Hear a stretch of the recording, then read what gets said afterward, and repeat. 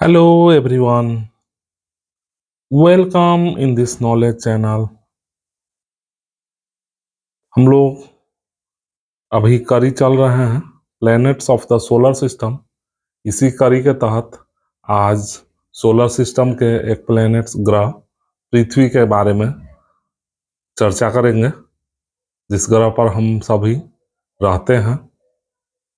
पृथ्वी अर्थ काफी हम लोग परिचित हैं इस ग्रह से, और पृथ्वी जो है वह सूर्य से दूरी के आधार पर तीसरा स्थान रखता है और आकार में पांचवा ग्रह है। दूरी के आधार पर तीसरा स्थान है पृथ्वी का सौर परिवार में, और यही एक ग्रह है जिस पर शायद जीवन यापन संभव है, मौजूद है।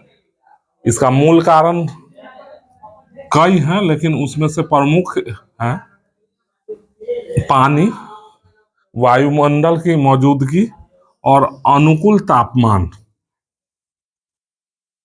इसी इसी तीनों परिस्थिति की वजह से यहाँ पर बायोस्फीयर, जैव मंडल संभव है। इकोसिस्टम इस तरह का बन पाता है जिससे जैविक क्रियाएं यहाँ संभव है और इससे जीवन चलता है, वनस्पति का भी, जंतुओं का, मनुष्य का, सभी का। पृथ्वी सूर्य से लगभग 14.98 करोड़ किलोमीटर दूर है और सूर्य का प्रकाश यहाँ पहुंचने में 500 सेकेंड लगते हैं, अर्थात 8.1/3 मिनट, 8 मिनट 18 सेकेंड या 20 सेकेंड। पृथ्वी अपने धुरी पर पश्चिम से पूरब दिशा में घूमती है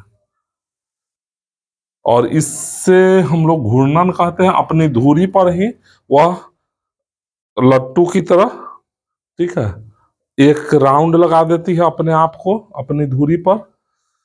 तो इसको घूर्णन गति कहते हैं। और हम लोग जानते हैं कि पृथ्वी अपनी अक्ष पर थोड़ी सी झुकी हुई है, 23.5 डिग्री झुकी हुई है, जबकि अपने ऑर्बिट कक्ष में सूर्य के चारों ओर घूमती है। उसको परिक्रमण गति कहते हैं। और इस प्रकार से घूर्णन में जो समय लगता है उसे घूर्णन गति कहते हैं, और परिक्रमण में जो समय लगता है उसको परिक्रमण काल या कहा जाता है। घूर्णन में जो समय लगता है घूर्णन काल कहेंगे, और जिस गति से घूमती है उसको घूर्णन गति कहते हैं। घूर्णन काल 24 घंटे का होता है।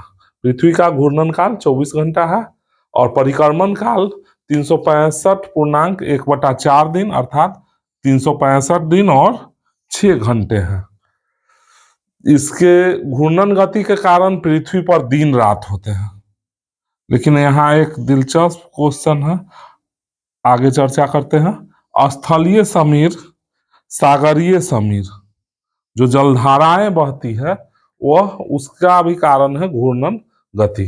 पृथ्वी के घूर्णन गति के कारण ही लैंड ब्रिज या सी ब्रिज, ठीक है, स्थलीय समीर या स्थलीय धाराएं और सागरीय समीर या सी ब्रिज, ये क्रियाएं होती है।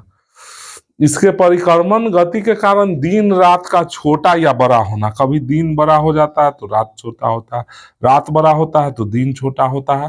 तो दिन रात का होना, इसके लिए परिक्रमण घूर्णन घूर्णन गति निर्भर करता है, दिन रात का होने के लिए उत्तरदायी है।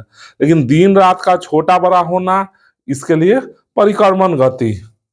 चूंकि एक बात, पृथ्वी अंडाकार है और पृथ्वी का जो ऑर्बिट है वह वलयाकार है, जिसकी चर्चा आगे हम लोग करेंगे। और ऋतु परिवर्तन का होना और मानसून की उत्पत्ति होना, ये सभी भी परिक्रमण गति के कारण होता है।